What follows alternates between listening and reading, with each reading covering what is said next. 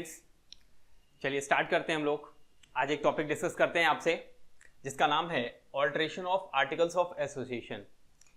हमने मेमोरेंडम और आर्टिकल में डिफरेंस किया है और आज हम चेक करेंगे कि कैसे हम लोग आर्टिकल ऑफ एसोसिएशन को ऑल्टर करते हैं। That is must for you और बहुत इंपॉर्टेंट भी है। सबसे पहले कि सर कौन सा सेक्शन कवर करता है आर्टिकल के ऑल्टरेशन को, तो सेक्शन 14 कवर करता है आर्टिकल के ऑल्टरेशन को और सेक्शन 13 कवर करता है मेमोरेंडम के आर्टिकल को। ठीक है, मैं सेक्शन 11 से स्टार्ट कर लेता हूं। 11 आपका डिलीट हो चुका है।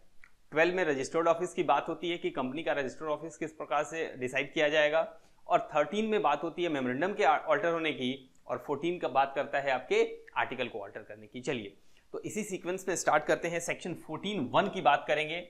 सेक्शन 14 सबसेक्शन 1, सेक्शन 14 सबसेक्शन 1 क्या कहता है, इसके बारे में हम लोग चर्चाएं करते हैं। तो आइए सबसे पहले सेक्शन 14 सबसेक्शन 1, आप जानते हैं आर्टिकल क्या होता है। हमारी कंपनी का रूल रेगुलेशन, उसको मैनेज करने के लिए जो कंडीशंस होती हैं, मैनेज करने के लिए जो कंडीशंस होती हैं वो इसमें कवर होती हैं। रूल्स रेगुलेशन होते हैं जो किसी कंपनी को चलाने में मदद करते हैं। ठीक है, तो अब इस आर्टिकल को कैसे चेंज करना है, इसके लिए सेक्शन 14(1) कहता है कि subject to the provisions of this act, subject to the provisions of this act, इसका मतलब क्या हुआ, कंपनीज एक्ट के प्रोविजंस को ध्यान में रखते हुए, subject to the provisions of this act means companies act 2013 के प्रोविजंस को ध्यान में रखते हुए, and the conditions contained in its memorandum, and the conditions contained in its memorandum. तो सवाल उठता है सर कौन सी कंडीशंस, तो मेमोरेंडम ऑफ एसोसिएशन में आपकी जो कंडीशंस होती हैं, जो बेसिक फंडामेंटल कंडीशंस होती हैं, जैसे कंपनी का नाम क्या होगा, ऑब्जेक्ट क्या होगा, रजिस्टर्ड ऑफिस कहाँ होगा, कैपिटल कितनी होगी, लायबिलिटी क्या होगी, और कौन कौन लोग हैं जिन्होंने सिग्नेटरी साइन किया है मेमोरेंडम को, तो वो सारी कंडीशंस जो बेसिक कंडीशंस हैं वो। अब सवाल उठता है सर ऐसा कहाँ बताया गया है कि ये बेसिक कंडीशंस हैं, तो जो हम सेक्शन 4 पढ़ते हैं मेमोरेंडम ऑफ एसोसिएशन, तो उसमें ये बताया गया है कि ये एक आपकी फंडामेंटल कंडीशन है। तो subject to the provisions of this act, companies act के प्रोविजन को ध्यान में रखते हुए, और मेमोरेंडम के प्रोविजन को भी, कंडीशंस को भी ध्यान में रखते हुए। और मैंने लास्ट वीडियो में आपको ये समझाया था और मैंने पूरा कवर किया है कि मेमोरेंडम ऑफ एसोसिएशन और कंपनीज एक्ट ये दोनों आर्टिकल ऑफ एसोसिएशन के ऊपर होते हैं। तो इसका मतलब कि आर्टिकल ऑफ एसोसिएशन में किसी भी तरह का कोई प्रोविजन ऐसा आप नहीं डाल सकते जो उनको ओवररूल करे, या फिर कोई ऐसा ऑल्टरेशन भी नहीं कर सकते आप जो मेमोरेंडम और कंपनीज एक्ट को ओवररूल करे। तो मेमोरेंडम आर्टिकल को चेंज करते टाइम आपको ध्यान में ये रखना है कि कोई भी ऐसा प्रोविजन या ऑल्टरेशन नहीं करना है जो इन दोनों को अफेक्ट करे। तो subject to the provisions of this act and conditions contained in this memorandum, you may alter your article by passing a special resolution. तो सेक्शन 14(1) कहता है कि आपको एक स्पेशल रिजोल्यूशन पास करना होगा। आप स्पेशल रिजोल्यूशन पास करके क्या कर सकते हैं, अपने आर्टिकल को चेंज कर सकते हैं। सर तो क्या हर केस में स्पेशल रिजोल्यूशन पास करना है? हाँ जी, पास करना है। और आपको कंपनीज एक्ट को ध्यान में रखना है, कंपनीज एक्ट को ध्यान में रखना है, साथ साथ मेमोरेंडम ऑफ एसोसिएशन की जो कंडीशंस हैं उनको ध्यान में रखना है, और आप ऑल्टर कर सकते हैं अपने आर्टिकल को स्पेशल रिजोल्यूशन से। और इसमें इस ऑल्टरेशन में और क्या इंक्लूड होता है, including alteration having the effect of conversion from private company to private company to public company,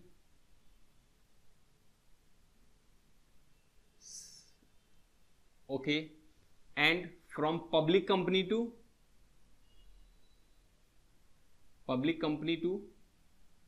private company। ठीक है, तो अब देखिए ऑल्टरेशन में ये भी कवर हो जाता है। अगर आप एक प्राइवेट कंपनी को पब्लिक कंपनी में कन्वर्ट करते हैं या फिर पब्लिक कंपनी को प्राइवेट में कन्वर्ट करते हैं तो ये भी ऑल्ट्रेशन में कवर हो जाएगा, ये भी आर्टिकल के ऑल्ट्रेशन के थ्रू ही होगा, ये ठीक है। आप जानते हैं कि एक प्राइवेट कंपनी में सेक्शन 268 जो प्राइवेट कंपनी की डेफिनेशंस के बारे में बताता है, वहां ये लिखा हुआ है कि किसी भी प्राइवेट कंपनी को प्राइवेट कंपनी माना जाता है क्योंकि उसमें रेस्ट्रिक्शंस, लिमिटेशंस और प्रोहिबिशंस होती हैं। रेस्ट्रिक्शंस किस चीज की होती हैं कि आप शेयर्स ट्रांसफर नहीं कर सकते, ट्रांसफरेबिलिटी नहीं होती है। प्रोहिबिशन किस चीज की होती है कि मैक्सिमम नंबर ऑफ मेंबर्स जो होंगे वो 200 के होंगे और उसमें कुछ कंडीशंस होती हैं एक्स एम्प्लॉइज की। तीसरा प्रोहिबिशन होता है that you can not invite the public to take deposits और एटसेट्रा। मीन्स डिपॉजिट्स वगैरह लेने के लिए आप पब्लिक को इनवाइट, मतलब पब्लिक को इनवाइट कर ही नहीं सकते आप। तो तीन बातें हैं, रेस्ट्रिक्शंस हैं, लिमिटेशंस हैं और प्रोहिबिशंस हैं। ये आपको एक प्राइवेट कंपनी होनी चाहिए। तो अगर आप प्राइवेट कंपनी से पब्लिक कंपनी में कन्वर्ट करते हैं तो इसी सेक्शन 14 सबसेक्शन 1 का प्रोविजो कहता है प्रोवाइडेड दैट ये प्रोविजो आपको बताएगा कि अगर आप कुछ ऐसा करते हैं, कुछ इस प्रकार का कन्वर्जन करते हैं जिसका ये इफेक्ट होता है कि प्राइवेट कंपनी को पब्लिक कंपनी में कन्वर्ट करना है और आपने रेस्ट्रिक्शंस, लिमिटेशंस को हटा दी हैं। अगर आपने ऑल्ट्रेशन इस प्रकार का किया है कि आपने जो प्राइवेट कंपनी में रेस्ट्रिक्शंस और लिमिटेशंस होती हैं, जो बाधाएं लगी हुई हैं, जो पाबंदियां लगी हुई हैं, उनको आपने हटा दिया, तो फिर इस केस में जिस डेट से ये रेस्ट्रिक्शंस, लिमिटेशन हटाई जाती हैं, ये प्रोविजो समझा रहा है आपको, हम नहीं समझा रहे, हम ऐसा नहीं बोल रहे। हाँ, तो वो बोलता है, हम नहीं बोल रहे, वो प्रोविजो कहता है कि अगर आपने वो रेस्ट्रिक्शंस, लिमिटेशंस हटा दी तो जिस डेट से ऐसा हुआ है उस डेट से ये प्राइवेट कंपनी नहीं रह जाएगी, it ceases to be a private company. ठीक। और फिर एक प्रोविजो आता है इसी सेक्शन 14 और सबसेक्शन 1 में, और वो प्रोविजो कहता है कि यदि आपको पब्लिक से प्राइवेट में कन्वर्ट करना है तो इस केस में आप केवल ऑल्ट्रेशन करके ऐसा नहीं कर सकते, आपको इसके साथ साथ ट्रिब्यूनल की अप्रूवल की जरूरत होगी। ट्रिब्यूनल की, ऐसा अगर आपको ये करना है तो आपको ट्राइब्यूनल की अप्रूवल की रिक्वायरमेंट होगी। सर ट्राइब्यूनल मतलब वही अपना NCLT, national company law tribunal. तो नेशनल कंपनी लॉ ट्रिब्यूनल की अप्रूवल की जरूरत होगी और तब जाकर के आप पब्लिक टू प्राइवेट करेंगे। तो सर क्या हमें अगर NCLT की अप्रूवल मिल जाए तो क्या स्पेशल रिजोल्यूशन नहीं पास करना?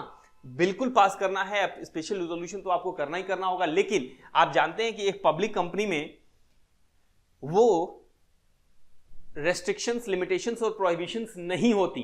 तो अब इस पब्लिक को प्राइवेट में अगर कन्वर्ट करना है तो इसमें लगाना होगा, वो रेस्ट्रिक्शंस, प्रोहिबिशंस और लिमिटेशंस लगानी होंगी।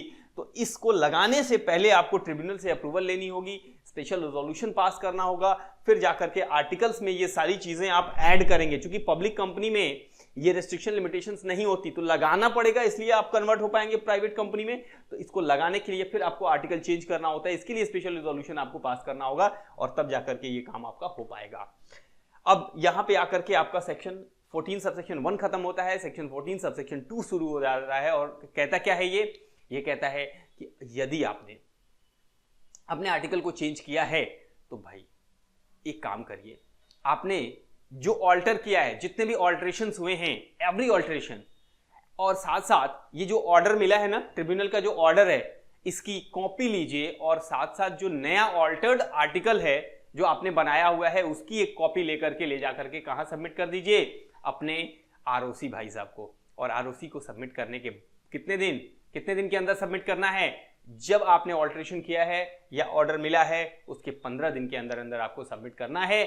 और ROC भाई साहब का काम क्या है कि वो नए वाले जो आपने बनाए हुए हैं आर्टिकल्स, ऑल्टर्ड आर्टिकल, उनको रजिस्टर कर लेंगे अपने पास। ठीक, तो ये सेक्शन 14 सबसेक्शन 2 की कहानी है। और सेक्शन 14 सबसेक्शन 3 क्या कहता है? सेक्शन 14 सबसेक्शन 2 और सेक्शन 14 सबसेक्शन 3 ये क्या कहता है? दो प्रोविजो हो गए सेक्शन 14 सबसेक्शन 1 में, और सेक्शन 14 सबसेक्शन 2 और सेक्शन 14 सबसेक्शन 3 ये कहता है कि आपने ये जो ऑल्टरेशन की है ना और इसको रजिस्टर करा लिया है, तो इन प्रोविजंस को बिल्कुल उसी प्रकार से ट्रीट किया जाएगा, इन ऑल्टरेशंस को भी उसी प्रकार से ट्रीट किया जाएगा जैसा कि ये ओरिजिनली आर्टिकल्स में फ्रेम्ड हों या फिर ये ऑल्ट्रेशन तो माने ही नहीं जाए, ऑल्टर किए ही नहीं गए हैं, ये ओरिजिनली इसमें हैं, ये उसी प्रकार से वैलिड होंगे जिस प्रकार से ओरिजिनल आर्टिकल्स के प्रोविजंस वैलिड होते हैं। तो ये थर्ड वाले ने कह दिया कि सब कुछ इस प्रकार से किया जाएगा। अब देखिए सवाल उठता है ये कि सर क्या हम जिस प्रकार से चाहें आर्टिकल को ऑल्टर कर सकते हैं, जो मन में आए वो कंडीशन उसमें डाल सकते हैं, या कुछ लिमिटेशंस भी हैं इसमें? क्या हम फ्री हो गए अगर केवल एक स्पेशल रिजोल्यूशन पास करके हमको आर्टिकल को चेंज करने का मौका मिल गया तो क्या अब हम जो मनमानी चाहें कर सकते हैं? ऐसा नहीं है। आपको भी मेमोरेंडम के साथ साथ अगर आर्टिकल को आप चेंज कर रहे हैं तो आर्टिकल को चेंज करने का भी एक दायरा होगा, एक लिमिटेशन होगी, एक सीमा होगी, उसी के अंदर आपको इन्हें चेंज करना है। तो वो दायरा और लिमिटेशन क्या होगी, जरा मेरी बात गौर से सुनिएगा। किससे सुनिएगा? नहीं सर हम गौर से नहीं, हम कान से सुनेंगे। ठीक है चलिए कोई बात नहीं, हम कान से ही सुनेंगे। तो मैं क्या बोल रहा था, वो लिमिटेशंस क्या है, किन बातों का आपको ख्याल रखना है, ये बातें हैं जो आर्टिकल को चेंज करने से पहले आपके माइंड में होनी चाहिए। पहली बात तो मैंने आपको बता रखी है कि कंपनीज एक्ट के बाहर आप नहीं जाएंगे। पहली बात क्या करेंगे, आपको कंपनीज एक्ट के बाहर जाकर के कोई भी चेंज नहीं करना। अगर ऐसा करेंगे तो फिर ये over ruling of companies act माना जाएगा और बिल्कुल ये अनलॉफुल वर्ड है, इलीगल है, आप ऐसा नहीं कर सकते, किसी भी एक्ट को ओवररूल नहीं कर सकते आप। दूसरा, आप मेमोरेंडम को ओवररूल नहीं कर सकते। मेमोरेंडम ऑफ एसोसिएशन की बेसिक कंडीशन के अंदर रह करके ही आपको कोई ऑल्टरेशन करना है आर्टिकल ऑफ एसोसिएशन में। लेकिन अगर कभी ऐसा हो गया कि मेमोरेंडम और आर्टिकल में कन्फ्लिक्शन हो गया, कन्फ्लिक्ट अराइज हो गया, दोनों में मतभेद हो गया, ऐसा आपने चेंज कर दिया, तो उस केस में सवाल ये उठता है कि बात माने तो किसकी माने। मेमोरेंडम बड़ा भाई है, आर्टिकल छोटा भाई है, तो दोनों में से किसकी बात माने? तो फिर हमेशा बड़ा भाई ही प्रिवेल करेगा, तो मेमोरेंडम ऑफ एसोसिएशन को ही प्राथमिकता दी जाएगी। दूसरी बात, नेक्स्ट, जब भी आप अपने आर्टिकल को चेंज करेंगे, उस आर्टिकल को चेंज करने से पहले आपको यह देखना है कि कहीं क्या ऐसा तो नहीं है जो हमने इलीगल चेंज कर दिया है, इलीगल ऑल्टरेशन कर दिया है, या फिर कुछ ऐसा ऑल्टरेशन कर दिया है जो अपोज टू पब्लिक पॉलिसी है। ऐसा भी आपको नहीं करना है। फिर साथ साथ आपको ध्यान रखना है कि कभी क्या हमने कोई ऐसा ऑल्टरेशन तो नहीं कर दिया जिससे कि किसी मेंबर की लायबिलिटी बढ़ जा रही है, या फिर किसी मेंबर को हम कॉम्पेल कर रहे हैं for taking further more shares, कुछ पेमेंट करने के लिए कॉम्पेल कर रहे हैं। ऐसा कोई ऑल्टरेशन आपको नहीं करना है, इस बात का ख्याल रखना है। हाँ, यदि अगर वो सेल्फ चाहे, अपनी इंटेंशन है उसकी कि वो अपनी लायबिलिटी को बढ़ाना चाहता है, तो वो रिटन में अगर आपको दे रहा है, तो कंसेंट दे रहा है, तो ही आप बढ़ा सकते हैं। अदरवाइज आर्टिकल में कोई चेंज करके किसी मेंबर के ऊपर लायबिलिटी अराइज नहीं कर सकते। आपको ये इस बात का ख्याल रखना है। अगर आप चाहें कोई आर्टिकल में चेंज करना तो कर सकते हैं, लेकिन आपको इस बात का ख्याल रखना है कि कंपनी के फायदे के लिए वो चेंज होना चाहिए, benefit of the company as whole होना चाहिए, बोनाफाइड चेंज, जो भी ऑल्टरेशन हो वो बोनाफाइड हो और कंपनी के बेनिफिट के लिए होना चाहिए। किसी भी प्रकार का ऐसा चेंज ना हो जिसे ऐसा लगे कि आप क्या कर रहे हैं, कंपनी के फायदे के लिए नहीं बल्कि अपने फायदे के लिए कर रहे हैं, तो ऐसा आपको नहीं करना है। सवाल ये उठता है कि सर स्पेशल रिजोल्यूशन का मतलब क्या होता है? देखिए, स्पेशल रिजोल्यूशन का मतलब होता है कि अगर मैं सिंपल लेमैन लैंग्वेज में अगर आपको मैं बताऊं, देखिए इसकी टेक्निकल डेफिनेशन है, लेकिन मैं अभी लेमैन लैंग्वेज में बता रहा हूं कि अगर 75% मेजॉरिटी हो, 75% मेजॉरिटी हो तो ठीक है, इसे मानेंगे कि वो रिजोल्यूशन क्या होगा, स्पेशल रिजोल्यूशन होगा, स्पेशली पास हो गया है। तो जब 75% लोग फेवर में होते हैं तभी तो वो स्पेशल रिजोल्यूशन माना जाता है, और अगर 75% या उससे ज्यादा लोग फेवर में हो तो अगेंस्ट में होने वालों की संख्या कितनी होगी, 25% या उससे कम। तो इन्हें मेजॉरिटी कहते हैं और इन्हें माइनॉरिटी कहते हैं। तो कभी ऐसा ऑल्टरेशन ना हो जो इन माइनॉरिटीज के अगेंस्ट फ्रॉड माना जाए, कि ज्यादा से ज्यादा लोग मिल करके अपने फायदे के लिए क्या कर रहे हैं, काम कर रहे हैं, और इनके साथ फ्रॉड हो रहा है, कुछ ऐसा ऑल्टरेशन कर रहे हैं। Then in that case it never includes, it must not include any kind of alteration that results in fraud to the minorities by the majorities। तो ऐसा नहीं होना चाहिए, इस बात का आपको ख्याल रखना है। और ये कुछ ऐसी चीजें हैं, कुछ ऐसी बातें हैं, मैंने कुछ ऐसी लिमिटेशंस आपको बताई हैं जिनको आपको ध्यान में रखना है, ताकि आप क्या कर सकें, जब भी ऑल्टरेशन हो मेमोरेंडम आर्टिकल का, तो वहां इन लिमिटेशंस को ध्यान में रख करके ही काम करें। एक बात और, कभी भी आर्टिकल का ऑल्टरेशन आपको करना है तो यह ध्यान रखना होगा कि रेट्रोस्पेक्टिव नहीं होना चाहिए। क्योंकि आप आर्टिकल को रेट्रोस्पेक्टिवली चेंज नहीं कर सकते, आप पीछे जाकर के चेंज नहीं कर सकते। कोई ऐसा एक्ट जो हो चुका है आप आज उसका ऑल्ट्रेशन कर रहे हैं और उसके इफेक्ट को खत्म कर रहे हैं जो ऑलरेडी डन है, तो ऐसा ऑल्ट्रेशन नहीं होना चाहिए। ये भी एक रेस्ट्रिक्शंस लगी हुई है, इसमें लिमिटेशन है। तो देखिए मैंने कितनी सारी बातें आपको बता दी लिमिटेशन से संबंधित। मैंने आपको बता दिया कि जब भी आप कंपनीज एक्ट के प्रोविजन को ध्यान में रखेंगे ऑल्ट्रेशन करने से पहले, मेमोरेंडम के प्रोविजन को ध्यान में रखेंगे, मेमोरेंडम आर्टिकल अगर कन्फ्लिक्ट करते हैं तो दोनों में प्रिवेल कौन करेगा, मेमोरेंडम करेगा।